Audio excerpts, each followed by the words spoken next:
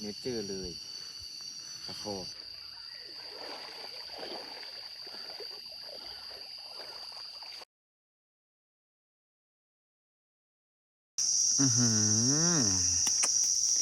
กลิ่นหอมซะเหลือเกินนี่เห็นบ่ผลงานลาบปากได้กินอันโจ๊กเข้าแล้วขึ้นมาพ่อเลยพ่อเขาแซ่บของมันนี่พออยู่ที่ถ้ำกองรอเนาะถ้ำกองรอเมืองคูนคำแข่งคำม่วนเดี๋ยวมื้อนี้สิพาทุกคนไปผจญภัยไปลอยน้ำเนาะภายในรีสอร์ทเพิ่นก็จะมีเป็นห้องพักนี่เลยเนาะจะเป็นแบบลักษณะเป็นแบบรีสอร์ทจะมีเป็นห้องมีทั้งเตียงคู่และเตียงเดี่ยวเนาะตอนนี้บรรยากาศนี่แบบโคตรงามเลยมีหน้าผาอยู่ทั้งหน้าคือแบบนี้นี่คันแบบเขาตื่นเช้ามานี่น่าจะมีหมอกมีนั้นน่าจะงามอยู่อันนี้ธรรมชาติมีผาหิน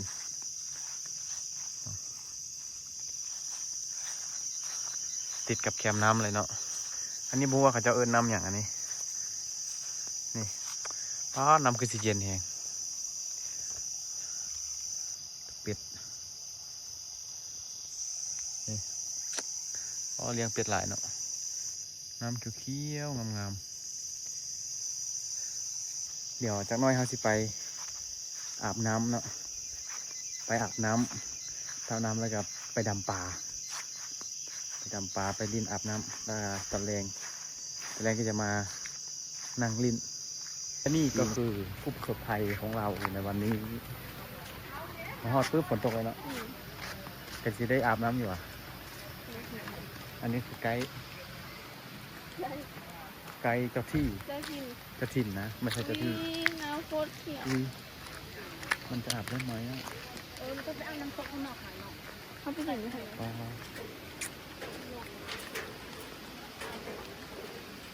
ฝนตกค่ะหมดแล้วทำกองรอแต่ว่าเราน่าจะรออีกต่อไปนะเพราะว่าถึงอาบแห้งแต่ว่าขณะนี้ฝนตกเราไปลง Facebook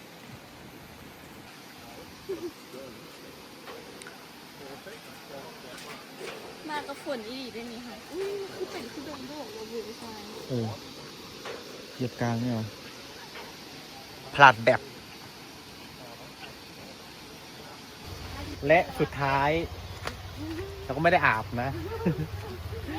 ฝนตกวันนี้กลับบ้านก่อน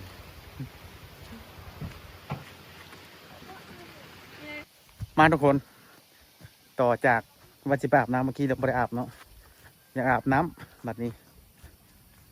อยากอาบน้ำกับโมเมนต์ปัญหาทางอยากอาบน้ำแล้วก็อยากกินปลาด้วยก็เลยตัดสินใจซอกมองมานี่หาปลานี่คือไอ้พาน2 นายเก่งอยู่ที่ดำน้ำนะเก่งอยู่ดำน้ำนี่เก่งอยู่เนาะแต่ว่าหาปลานี่จะเว้าอีกเท่านึงอาจจะบ่ได้ซ้ำมันนี่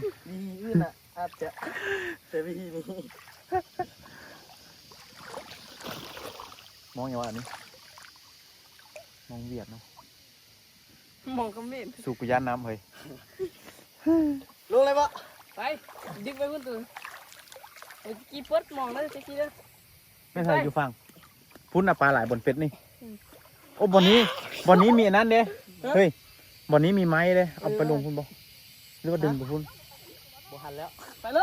ไปสุดๆเวลาน้องไปเข้าไปเครื่องพุ่นเลิกแข่งตีเลิกแล้วเลิกแข่งกันแล้วเอาไปฝั่งกูนี่มาควันมองดูไปจะกี่ปุ๊ดมองแล้วจะกี่เด้อกูก็ไม่ได้ลงน้ำโดนแล้วเลยสูเดี๋ยวมองรูดมือเดี๋ยวมันจะเป็นพญานาคป้าหนีมาแล้วสูครั้งแรกกันได้สู่ครั้งแรกกูนี่อาจจะบ่เคยพูดน่ะนี่บอลเป็ดพูดน่ะปะท่า ปัญหาเราคือปืนมอง จะรอดหรือจะล่วงถูกกระปล่อยมองเป็นอยู่ว่ะฮะถูกกระปล่อยมองเป็นอยู่ว่ะ เฮ้ยเกาะ ได้แต่ไม้โอ้ไม่หลายพูดน่ะพูดน่ะชอบแลกผ่านไฟไม่เป็นไรทางกระต่ายสั่นลืมได้ปลาเฮ้ยนี่ต้องตัวได้ปลาดิได้จริงๆนะ ระวังปั้งเลยเฮ้ยบูแม่หลับนักญาตินะ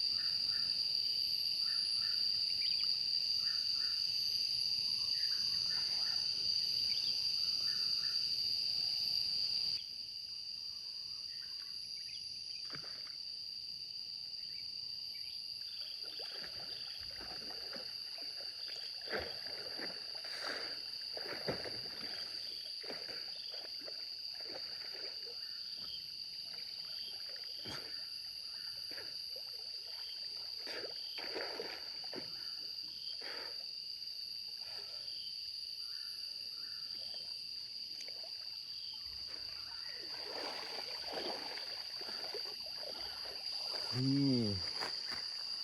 นี่ทุกคน อันนี้ก็คือเอากวาดเมื่อวานนี้เนาะแล้วมันค่ำก่อนได้ประมาณ10 ปลายตัวเนาะแล้วเขาก็ยังมองไว้นี่อ๋อทุกคนปลาหลายเองนี่คือผลงานเนาะตอนนี้ประมาณ6-7 โมงไปตื่นนอนแล้วก็มายามมองเนาะปลาทุกคนไหมแบบธรรมชาติยังสมบูรณ์เนาะปลาไปโอ้โหเดี๋ยวไปปิ้งกินเนาะอันนี้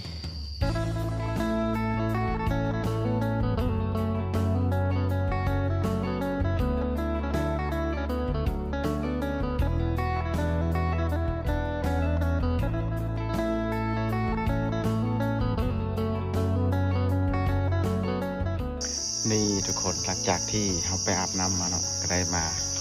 แกมปิ้งเนาะนี่ก็ตะไฟแกมปิ้งมาจะมาปิ้งกันปลาใหม่ๆเลย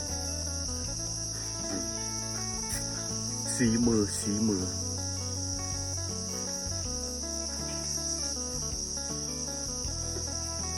นี่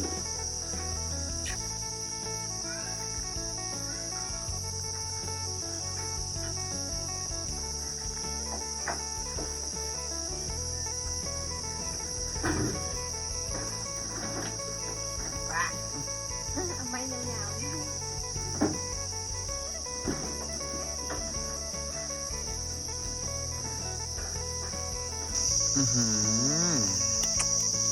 กลิ่นหอมซะเหลือเกินโอ้โหโอ้ไม่ไฟอยากแห้งนิดนึงเนาะเฮ้ยปิ้งปลาแบบนี้โจใส่ผักส้มผักสูตรไปเดี๋ยวถ้าเบิ่งตอนกินเนาะโอ้สุกแล้วได้บัดนี้กินบักหอมปลาน้อยนี่กินแบบต้องแบบเอามาแล้วก็ปิ้งกินพร้อมเลยเนาะมันจึงแซ่บหรือว่ากินอยู่ในแคมน้ำแห้งแซ่บโจใส่ผักส้มสุดยอดเลยนี่หลังจากปิ้งแล้วมา แม่ต้มเส้นส้มมะปิ้วอ่ะ ตัวได้แม่แซ่บบ่ แซ่บ แซ่บ แซ่บที่สุดเลย อันนี้ปลาหาเองได้นี่ ที่จ่องเป็นลูกเขยเด้อ ปิ้งปลา มันกันได้นะ แกงเฮ็ดบ่ ร่างกันออกสดอยู่ออก สด สดอ่ะ แซ่บบ่ อร่อยมาก กินอยู่บ่กินได้กินเป็นอยู่บ่นี่ว่ากินแต่กลางกันเลย ทานดีกว่าพวกนี้ทานดีกว่า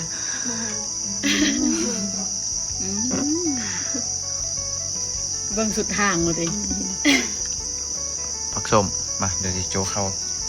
ไปเอาวี่มาให้แม่วี่พ่อมหา โจ้ตอนเอาอ่ะ โจแบบเสียงขวางไปเลย5 นิ้วคุย น้ำเชียงจะเอาเนื้อไปได้ไหม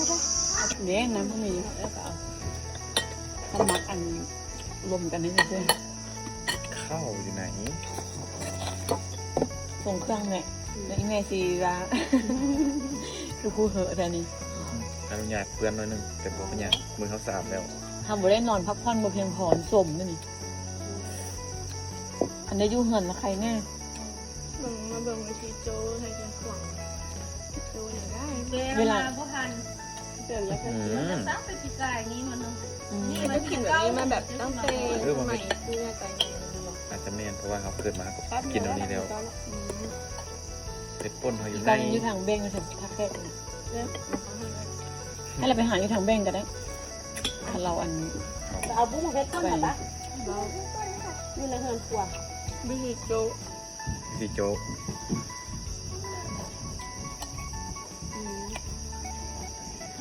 เนียน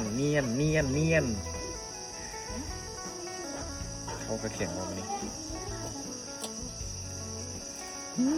ผักส้มนี่แบบพอดีกำลังแซ่บส้มมานะกำลังเป็นตาแซ่บ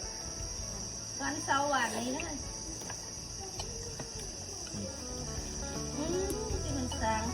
กระจายเสียงขวาง อ้าวอันนี้แบบเผ็ด กดมาหนึ่ง คันบ่เผ็ดแต่บ่แซ่บเลย แดงๆนะหนึ่งเลย พอดีแซ่บพักน้ำแบบประกาศส้มเลยนะ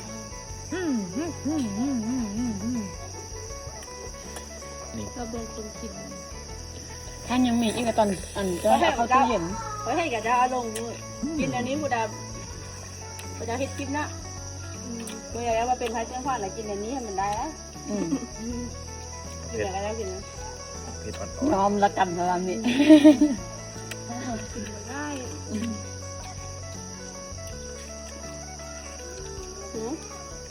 ได้กินอันโจ๊กเข้าแล้วก็ทอดพ่อไว้พ่อเขาแซ่บๆเขาเนี่ย ท่านแม่นำอย่าให้ได้นี่ล่ะ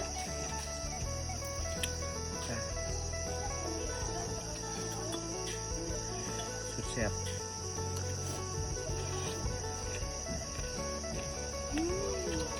กินเพื่ออะไรค่อยน้อยเลย พอถ้ารวมพอเปิดนั่นเนี่ยเพิ่ม มันเรียกแบบปิ้งปลา อาจารย์ลองโจบอก มันอิ่มนี่เราบ่อยากเข้าแต่มันกินตะกับนี่กินน้ำมันนี่ละอิ่ม ไปแล้วเลย ใช่อร่อยมาก อาหารที่มักที่สุดไม่มีไหมอ่ะปิ้งปลาอันนี้เห็ดอย่าง แกงเห็ดสุดใจเลยล่ะ อัน แก นี้ ง ก็ เห็ด หา นี่ เอาเองนี่เจ้าภาพ อันนี้มักอีกอย่างอันนี้นะ โจ เคี่ยวกินแค่พาน้องไปเล่นอย่ากวนแม่เฮ็ดเรียกเงินบ่ เฮ้ยมื้อนี้วันเด็กว่ะ วันพระ มื้อ สาม อื่น สิบเอ็ดเด้อ มื้ออื่นวันเด็กน้อยวันเด็กน้อยมื้อนี้วันที่31 คนหนึ่งวันสุดท้ายคนหนึ่งวันสุด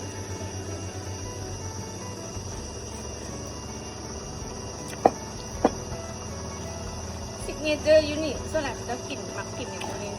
เนี่ยมักซ้ำกินเนี่ยอาหารที่คนมัก ปิ้งไก่หาบแด้ว เขาไม่ได้เอาโถงเลย เจ้ากินแล้วป่ะ กินไก่ทาไป กระเพิ่งอ่ะบอก ชิ้นแห้ง ลาเป็ด แล้วชิ้นหมูบ่ เขาเอาไปเที่ยวใส่กล้องให้ดูหัน ไปรักสาว แล้วก็โค้งหางพวกนั้น เอาหนักไก่ หน้ากายนอนทารัง พักนิ้ว มีหิมนึงละกัดเลยแล้วบนนอน ถ้าฝรั่งเหรอฝรั่ง จุดรถตู้ไปเที่ยวใส่ตอง รถตู้ไปรักษาคนเดียวไปรักษาแล้วก็เจ้าละเมือเลยอ้อเมือฮานากายเลยข้ามไทยเลย ดนๆเขามาท่านึงก่อนเลยเขาพาแขกมา พาพ่อแม่ทำเพื่อ อืม จนไหนจะเป็น เพื่ออะไรเพื่อก็จะมา ว่า แขกคนไทยกับแขก จะมาดุแล้วเนาะ ช่วงนี้ก็หน้านี่นะแม่นไทย แล้วก็จะมาแล้วเมื่อเช้าเขาก็ไปเบิ่งถ้ำติหนูไม่ได้ไป ไปก็ไปดับ เออ หมด ข้า ส่ ว วน ปะ อะไร กินอย่างเดียว เดือนนั้น เดือนนี้นะแม่นคนไทยถ้าเดือน10ขึ้นไป5อันนั้นแม่นต่างประเทศ จะมาเป็นช่วงนะคนไทยเขาจะจ่องทางไหน แม่นเพศมีเพศ เขาจ่องบุกคิงนั่นเนาะ รีสอร์ทเก็บน้ รีสอร์ทแข่งน้ กล่อง ำ รอ ภาง ษาเราอ่ะภาษา ำ ไท ต ย ลอดเก็บดีไว้ใช้เหมือนเดี๋ยวจะเอาให้เดี๋ยว โอเคไอที่อยากมาทำนะทุกคนเขาจะขึ้นเพจไว้ให้ มาแล้วนะ อันนี้กลิ่นคือบ๊อบปากอย่างเลย แซ่บเฮง เก็บ แซ่ เพ่ บ ง เฮง ยามนั้นแจกหลายนะแต่ว่านอนเต้นตรงนี้แหละ อืม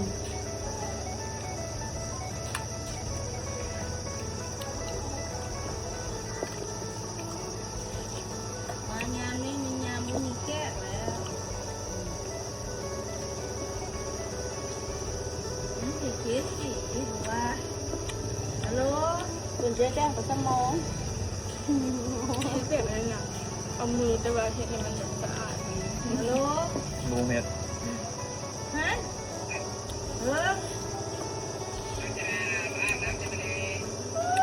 วันนี้ทุกคนไปมาลดใจบางวันลุกเที่ยวกันเศร้าหูเศร้านี่ยังพอมันได้จักปีกับจานนับหนูโอ้ 4-5 ปิ้ง ที่5 ปีเศร้าฟ้าไว้นะสิมันได้หรือเปล่าหมดได้มาทุกคนไปบ้านนี้นะเขาเลยหลังบ้างเหนือว่าได้แก่พวกเห็นต้นไอ้ผมมาเอากิซานเพี้ยน กินหมดพอเฮง โตแล้วเลยพวกข้าโทรศัพท์มาเลย คือพ่อพ่อไม่อัน ไปของเรา ก็ตามคอนเทนต์อันต้อมนี้ต้อมตกขาดแฟนตัวเอง อืม